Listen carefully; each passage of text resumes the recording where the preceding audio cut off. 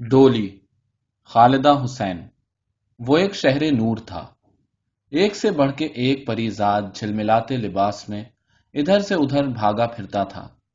میں کسی بہت گھنے اندھیرے سے یکدم ادھر آن نکلی تھی اور حیرت سے چاروں سمت دیکھتی تھی کہ کسی بہت بڑی تقریب کا اہتمام ہے۔ وسیع پنڈال میں رنگ برنگ بتیاں روشن، فانوس جگمگاتے تھے۔ سترنگے شامیانے کے بانسوں پر رنگین قمقمے لپٹے تھے۔ سامنے اسٹیج مخملی قالین اور طلائی صوفوں سے سجا تھا۔ ایک جانب سرخ دیوان پر سنہری گاؤ تکیے لگے تھے۔ اسی عالم حیرت میں کھڑی ادھر ادھر دیکھتی تھی کہ یکدم کسی نے میرے کاندھے پر ہاتھ رکھ دیا۔ میں نے گھوم کر دیکھا، ایک عجب مانوس صورت نظر آئی۔ حافظے پر بہت زور ڈالا مگر یاد آتے آتے رہ گیا کہ اس کو کہاں کب دیکھا تھا، مگر چہرہ ایسا مانوس کہ گویا برس ہا برس کا ساتھ رہا ہو۔ اس نے بڑی درد مند حلاوت کے ساتھ کہا، تم یہاں کھڑی ہو، چلو دیر ہو رہی ہے۔ یہ کہہ کر اس نے میرا ہاتھ تھام لیا۔ اس وقت اچانک سردی کے مارے مجھ پر کپ کپی طاری ہو گئی، مگر اس کے ہاتھ تو مجھ سے بھی زیادہ سرد تھے۔ ذرا سے لمس پر میرا تمام جسم برف ہو گیا۔ میں نے اس کی طرف پھر غور سے دیکھا۔ ایک دھند بار بار میری آنکھوں اور اس کے چہرے کے درمیان آ جاتی تھی اور مجھے کچھ یاد آتے آتے رہ جاتا۔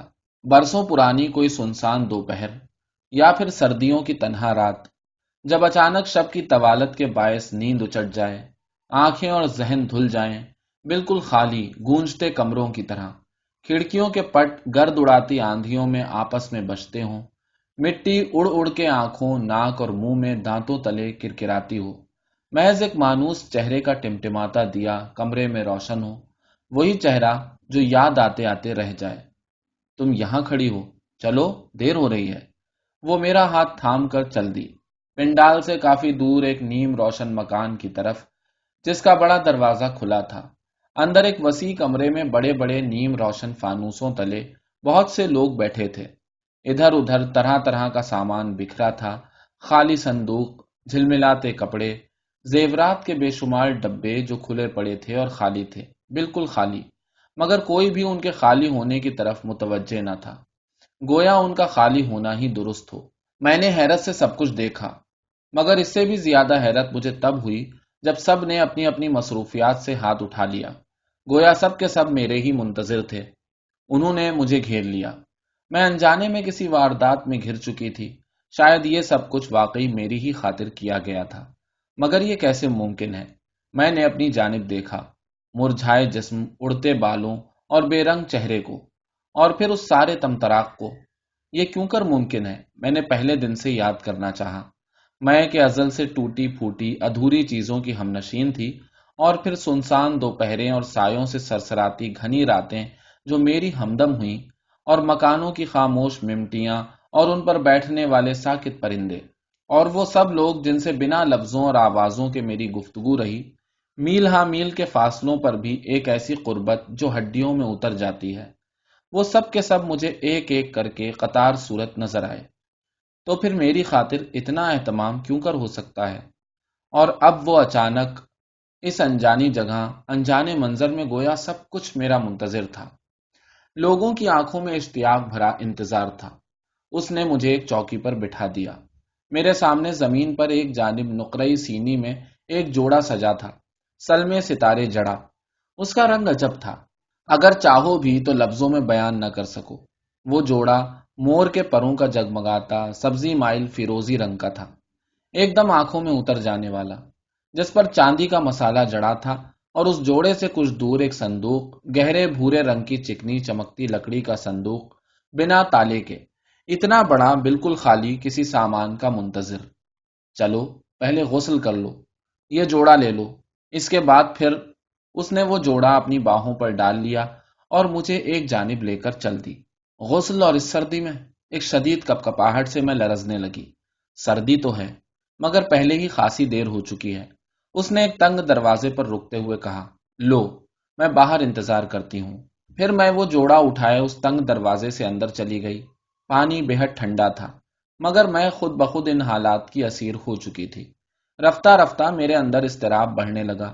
یہ سب اہتمام میری خاطر تھا، تو کیا یہ تقریب؟ ایک دم سے مجھے جھٹکا لگا۔ نہیں، میں لباس تبدیل کرتے کرتے رک گئی۔ یہ کیسے ممکن ہے؟ مجھے احساس ہوا کہ یہ سب انتہائی غلط ہے، اور غلط بات کا مرتکب ہونے سے پہلے کی متلی میرے سینے میں کلبلانے لگی۔ یہ انتہائی غلط ہے۔ مجھے اپنے ٹوٹے پھوٹے وجود پر قے آنے لگی۔ یہ میں کیا کر رہی ہوں؟ میں نے بہت یاد کرنا چاہا۔ میں لباس تبدیل کر کے باہر آ گئی۔ وہ ابھی تک میری منتظر کھڑی تھی۔ مجھے اس لباس میں دیکھ کر اس نے محبت سے گلے لگا لیا۔ اس کا جسم برف کی مانند تھا۔ بس ٹھیک ہے، ابھی کچھ دیر میں دوسرا لباس تبدیل کر لینا، وہ لوگ آتے ہی ہوں گے۔ اس نے مجھے لے جا کر اس کھلے صندوق کے قریب بٹھا دیا۔ سب لوگ اپنا اپنا کام چھوڑ کر میری جانب متوجہ ہوئے۔ تب میں نے پہلی بار دیکھا، ان سب کے چہرے مانوس، بے حد مانوس، مگر ایک دھند میں لپٹے تھے۔ ان کے نقوش پانی میں جھلملاتے عکس کی طرح ایک دوسرے میں تحلیل ہو جاتے تھے۔ ایک عجب نقاہت نے مجھے بے حس و حرکت کر دیا۔ شاید وہ کوئی خوف تھا جس نے میری زبان، میری آنکھوں تک کو خشک کر ڈالا تھا۔ میں نے بے بسی سے اس کی طرف ہاتھ بڑھایا۔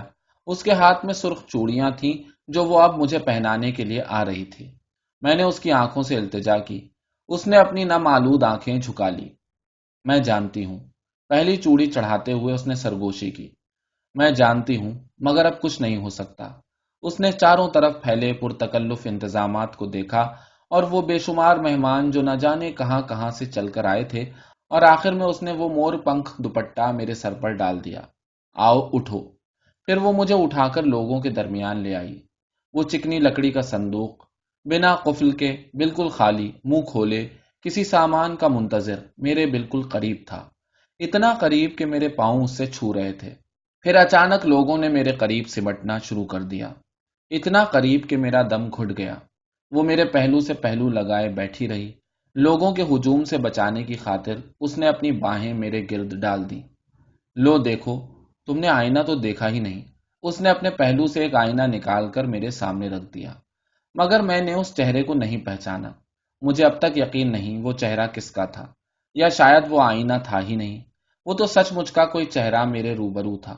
اگر وہ میرا عکس تھا تو میں اتنے طویل عرصے تک اس کے ساتھ کیوں رہی؟ میں نے یاد کرنا چاہا۔ میں تو اس سے بے حد مختلف تھی، یا شاید اتنے طویل برسوں سے میں نے آئینہ دیکھا تک نہیں تھا۔ شاید یہ سب اسی دوران ہوا ہو، مگر ایک ہنسی میرے حلق سے اٹک اٹک کے نکلی، ایسی آواز جو کسی ذبح ہوتے بکرے کے گلے سے نکلتی ہو۔ وہ مرجھایا، بے رنگ، دھبوں بھرا چہرہ جس پر بدرنگ بال نیچے تک جھکائے تھے، بے رونق ٹکٹکی باندھے آنکھیں، اور سب سے بڑھ کر وہ پیشانی تک جھک آنے والا مور پنکھ آنچل۔ بے بسی کے احساس نے میرا سینہ جکڑ دیا۔ نہیں، ایسا نہ کرو، میں نے پھر التجا کرنا چاہی، مگر وہ تو سب کے سب میرے گرد جمع تھے، میرے اوپر ٹوٹے پڑے تھے، اور وہ مجھے اپنے گھیرے میں لیے تھی، گویا مجھے تسلی دے رہی ہو۔ اچانک باہر گھوڑوں کی ٹاپ کا شور اٹھا۔ آ گئے، وہ آ گئے۔ میرے گرد جمع ہونے والے تیزی سے باہر بھاگے۔ میرا جی چاہا میں کسی انہونی انجانی سمت بھاگ نکلوں، مگر میرے پاؤں اس صندوق تلے دبے تھے، اور میں انہیں کوشش پر بھی ہلا نہ پا رہی تھی۔ اس نے مجھے اور بھی اپنی باہوں کے حلقے میں داب لیا۔ تب چاروں سمت سرگوشیاں کرتا، پھیلتا، گونجتا ایک وسیع گیت اٹھا۔ میں نے غور سے سننا چاہا۔ ڈولی میں ہو جا سوار سکھیری۔ مجھے یاد آیا، یہ گیت وہ برسوں برسوں پہلے گلیوں میں سانس لینے والا گیت، اور جاتی سردیوں کے پھول پتے، اور ان کے ساتھ لپٹی خوشبوئیں، وہ تنہا کھڑکی جس میں سے نیچے گلی میں جھانکا جا سکتا تھا، وہ لوئی کی بکل میں چھپا شخص جس کے ہاتھ میں ٹمٹماتی لالٹین ہوتی، اور ایک لمبی گونجتی الاپ، ڈولی میں ہو جا سوار سکھیری۔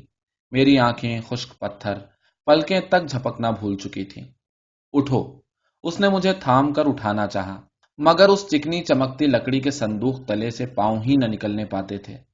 پاؤں جو ننگے تھے، وہاں جوتے کی تو کوئی ضرورت نہ ہوگی، اس نے کہا، اور پھر مجھے اس طرح اٹھایا کہ پاؤں اس لکڑی سے آزاد ہو گئے۔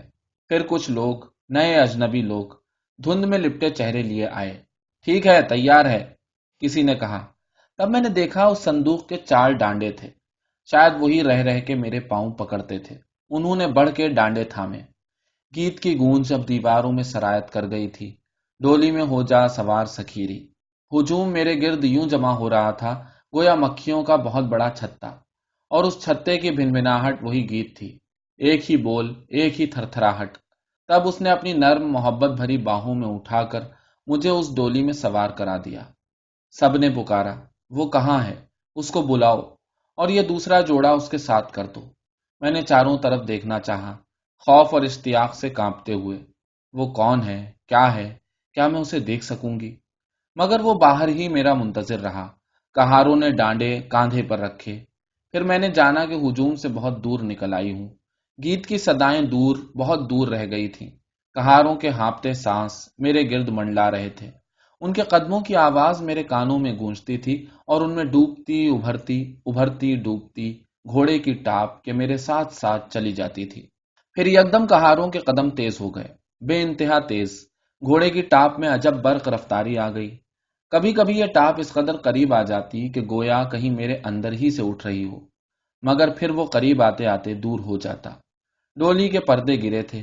پھر کہاروں کے قدموں کی صدا بھی ختم ہو گئی، باوجود اس کے کہ وہ کہیں زیادہ تیز بھاگتے اور ہانپتے چلے جا رہے تھے، اور وہ ٹاپ بھی تھم گئی، حالانکہ میں جانتی تھی کہ وہ ایک ہاتھ سے میری ڈولی کا کنارہ تھامے ہوئے ہے، یوں گویا کوئی اپنی امانت کو تھامے لیے جاتا ہو۔